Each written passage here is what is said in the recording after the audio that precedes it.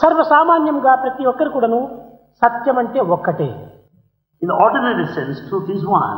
కానీ సత్యము, అసత్యము, నిజము అని మూడు ఉంటున్నాయి. But there are three here: the truth, the falsehood, and the fact. సూర్యోదయము తూర్పు వైపున అవుతుంది. Sun rises towards the east, కానీ పశ్చిమ వైపున సూర్యాస్తమం అవుతుంది. but sun sets towards the west. ఇది సత్యమని సామాన్య ప్రజలు భావిస్తారు. Ordinary people go by this truth as ఇది సత్యము కాదు. it is not true. నీ దృష్టి యొక్క భ్రమ.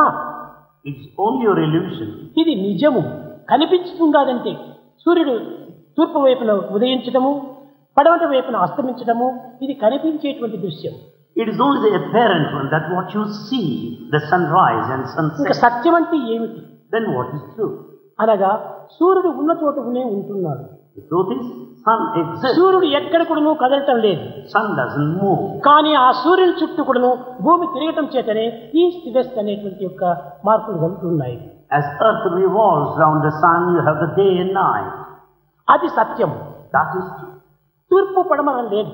Nothing like east. సూర్యోదయ సూర్యాస్తమం లేదు. Nothing like sunrise. కానీ సూర్యోదయ సూర్యాస్తమం అంటము ఇది కేవలం నిజం.